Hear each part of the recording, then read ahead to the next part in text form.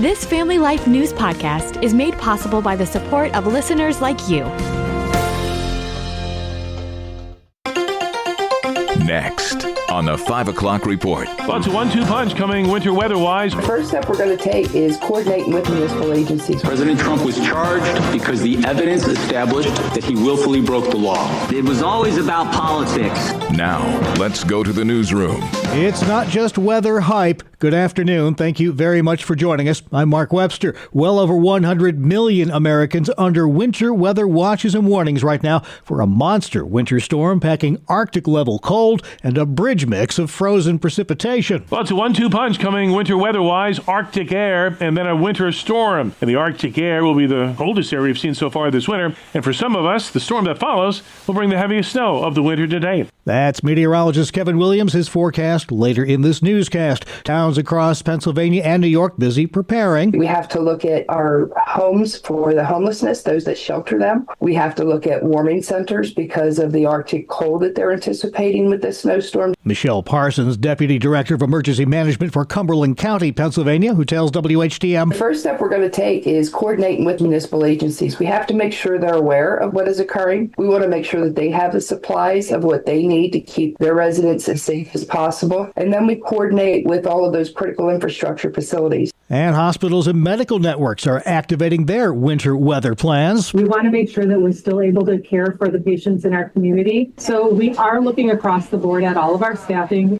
That's Lisa Chin, Chief Nursing Officer at UPMC Memorial, who tells WPMT hospitals don't get snow days. Making sure that we're constantly reviewing what else do we need, what else can we prepare for as a hospital system to always have the services at the front line for people who need that. Chin says they're even providing on-site accommodations for staff for the severe weather to make sure they have enough doctors and nurses. And there are things you can do to prepare, too. If you feel like you could run out of a prescription over the weekend and you don't want to travel out to a pharmacy, you have a couple of more days to be able to connect with your physician's office, make sure that you have everything that you need. Again, no matter where you are in New York or PA, you're likely to be impacted to some degree, so make sure you stay up to date with the forecast and make your preparations now. While we brace for the chill, it was plenty toasty on Capitol Hill today as former Special Prosecutor Jack Smith, who led investigations into then-candidate Donald Trump, testified before the House Judiciary Committee. President Trump was charged because the evidence established that he willfully broke the law. Committee chaired by Republican Jim Jordan of Ohio. It was always about politics, and to give President Trump, they were willing to do just about anything. Smith probed President Trump's involvement in the January 6th attack on the Capitol and alleged mishandling of classified documents. Testimony is now wrapped up for the day. The FBI and Homeland Security have made 3 arrests in connection with an anti-ICE protest that interrupted services at a Minneapolis church on Sunday. You like ICE? You support ICE? Minnesota-Wisconsin Baptist Convention Executive Director Trey Turner tells CBN the church has been measured in its reaction to the invasion for a reason. The fruit of the Spirit is always a good place to start with our own personal actions.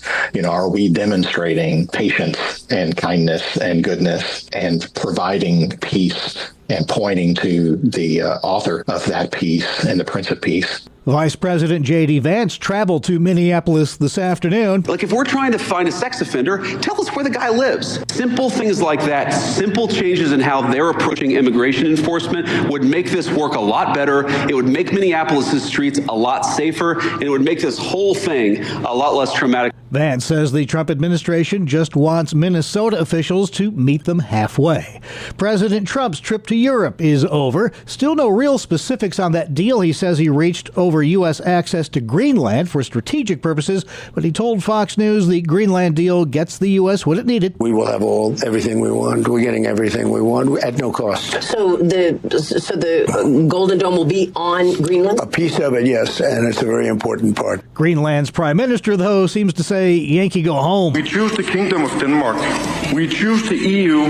We choose NATO. Trump also met with Ukrainian President Zelensky on the 3-way talks with the U.S. and Russia to end Vladimir Putin's invasion of Ukraine.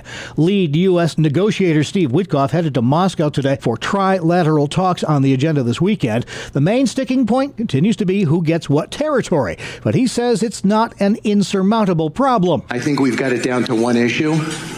and we have discussed iterations of that issue, and that means it's solvable. Says Zelensky. Russians have to be ready for compromises because, everybody has to be ready, not only Ukraine. Trump says the bottom line is that everyone wants the Russian invasion to end. Back on the home front, some positive news for the U.S. economy today. A fresh reading indicates inflation held steady in November. The PCE price index rose 0.2% from October, also up 0.2 for core PCE, excluding food and energy. The numbers matched economists' predictions. Fox's Ginny Casola. Still to come here on the 5 o'clock report, a recap of some of our top local stories and highlights from today's Faith Under Fire.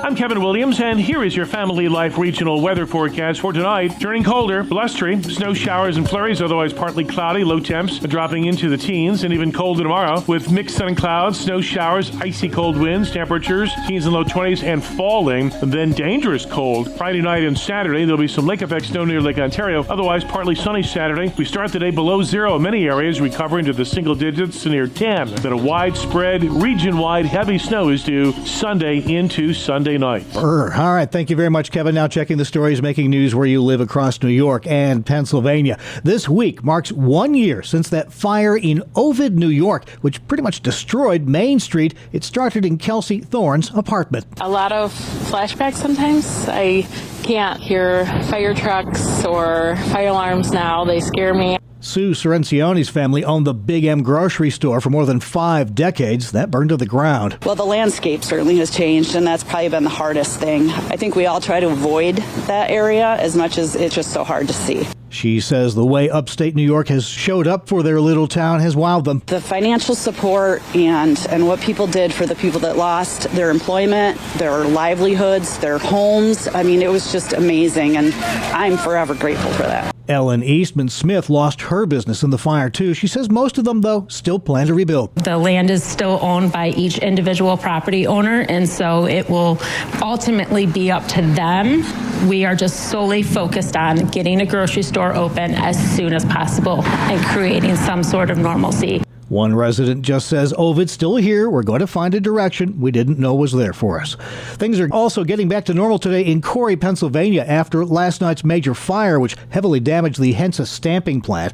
More than 100 firefighters from several counties responded to the scene. For a time, the city had to ask residents to conserve water since pressure dropped as they pumped so much water into fighting that fire. However, Corey officials say things are now back to normal, possibly apart from a bit of water discoloration. That's the second big commercial building fire in Pennsylvania this week. On Tuesday evening, multiple crews responded to a 4-alarm blaze at the Treen Box and Pallet Company that was in Mifflintown.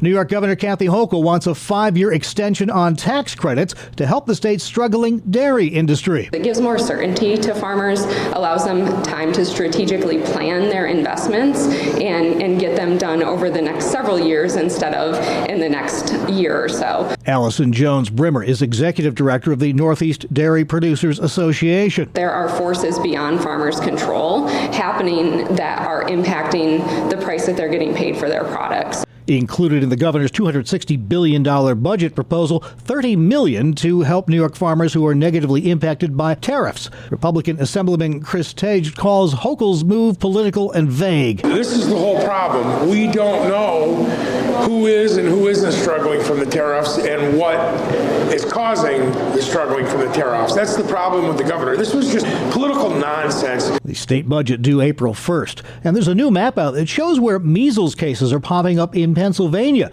The disease is making a comeback. The risk is great in the northern tier parts of north central and northeastern Pennsylvania based on childhood vaccination rates. It's a reflection of a broader trend of more skepticism, fear, anxiety around vaccines. Infectious disease expert Dr. Evan Shuri says there were over 2,000 cases of measles in Pennsylvania last year. The highly contagious disease was once eradicated in the U.S.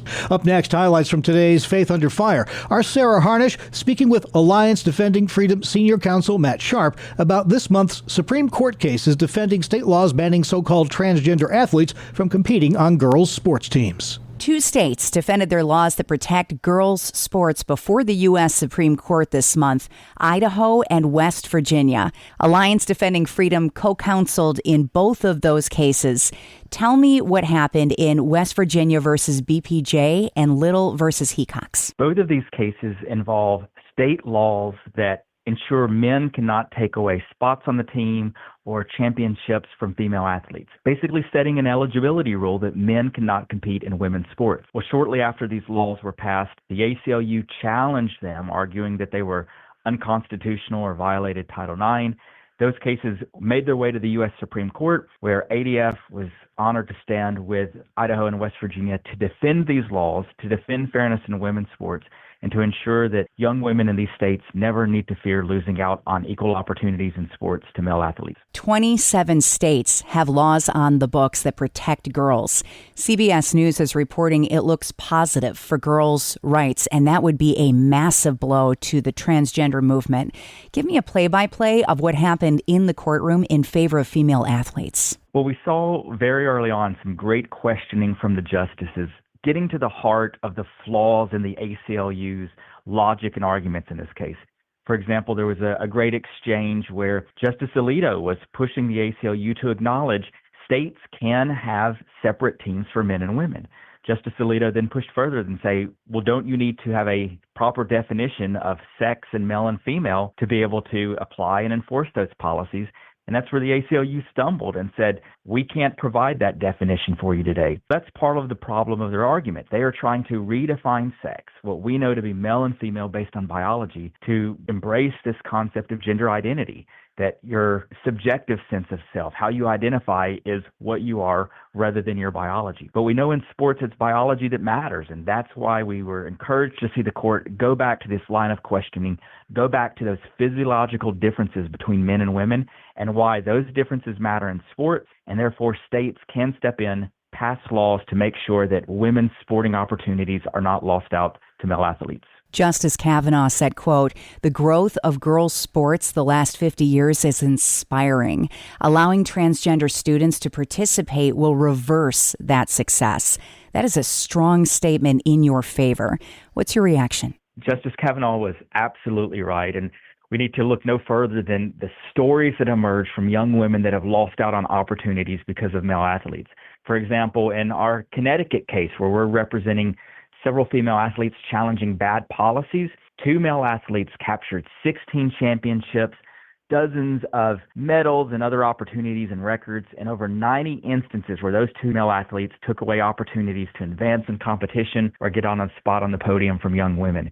It's even worse in West Virginia, where a single male athlete displaced over 400 young women in sports, and over 1,000 times where that male athlete took an opportunity away from a young woman.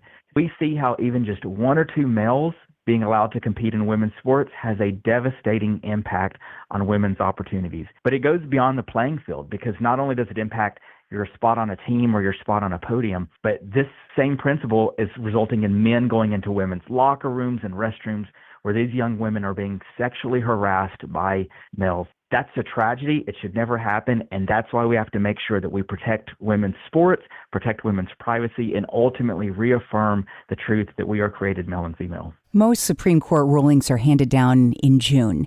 If the justices side with Idaho and West Virginia, what would happen next? Well, the immediate outcome would be that both the Idaho and West Virginia laws and those of the 25 other states that have also passed similar Save Women's Sports laws would be upheld, allowed to go into effect. And that's going to be a huge win for hundreds of thousands of female athletes that now know that their spot on the team, their place on the podium, their access to sporting scholarships is secure and not at threat of a male coming along and taking those away. Alliance Defending Freedom Senior Counsel Matt Sharp speaking with our Sarah Harnish on today's edition of Faith Under Fire. You can hear the entire feature and all of our Family Life original news features at Apple Podcast, YouTube, Spotify, and FamilyLife.org. This is the 5 o'clock report on Family Life. Gold has always captured people's attention, especially in uncertain times. Hi, I'm Rob West with today's Faith and Finance Minute. When markets wobble or headlines headlines stir anxiety, some wonder whether gold is the ultimate safe haven. But Scripture reminds us that our security doesn't come from any metal or market. It comes from the Lord. Gold can play a role in a diversified portfolio, but it's not a magic shield against risk. Historically, gold tends to hold its value, but it doesn't produce income and its price can swing dramatically. That's why it shouldn't replace a thoughtful, diversified, long-term investment strategy. Instead, consider it a small slice, not the centerpiece of your overall plan. The key is to invest with wisdom, not fear. Seek wise counsel, stay diversified, and place your trust in God. We can help you learn to manage your money according to biblical principles when you download the free FaithFi app. You'll find it on our website at faithfi.com. Thank you, Rob. Still to come on the 5 o'clock report, she's calm, cool, and collected under pressure. Not bad for a 7-year-old. Her story after Weather with Kevin. I'm Kevin Williams, and here is your Family Life regional weather forecast. We have a 1-2 winter weather punch coming. Arctic cold to carry us into the weekend, and a winter storm to carry us out of the weekend. For tonight, turning colder, blustery, snow showers and flurries, otherwise partly cloudy, low temps dropping into the teens, and even colder tomorrow with mixed sun and clouds, snow showers, icy cold winds, temperatures, teens and low 20s, and falling, and then dangerous cold. Friday night and Saturday, there'll be some lake effect snow near Lake Ontario, otherwise partly sunny Saturday. We start the day below zero in many areas, recovering to the single digits to near 10. And then a widespread, region-wide heavy snow is due Sunday into Sunday night. All right, thank you very much, Kevin. Finally at 5, Xavier Dates was in a world of hurt when he slipped down the stairs in his suburban Chicago home, telling WBBM. I fell out those 6 stairs there, fell and hit my head on the wall. He was saying ow, and he was hurt. Well, that's his savvy 7-year-old daughter, Mia, who sprang right into action. My dad fell down the stairs. What's your address? But calling 911 wasn't her only calm move. The family dog got a bit agitated when the ambulance showed up. It was a pretty scary dog when we showed up, and right then and there just causes, a pretty hectic scene. We see this little girl. She looked like about 6-7 years old. If it wasn't for that girl, honestly, I don't know how long it would have taken to get to our patient. The first responders say Mia's calm in locking up the family dog, then unlocking the front door made all the difference. Her dad, now recovered, isn't surprised that his little girl came up big. I'm not surprised because Mia's smart and she's a strong person. I turned a little emotional, knowing that she was there for me. Mia's calm under fire earned her a congratulatory visit by the town's mayor, police chief, and fire chief. And that's the world we live in for Thursday, January 22nd, 2026. Thank you as always for joining us. I'm Mark Webster, Family Life News. Thank you for listening to this Family Life News podcast. If you've been encouraged by what you've heard, please share it with others and click the subscribe button to automatically receive future episodes. Family Life is a listener-supported ministry. Podcasts like this are made possible by your financial partnership. Find out more at familylife.org.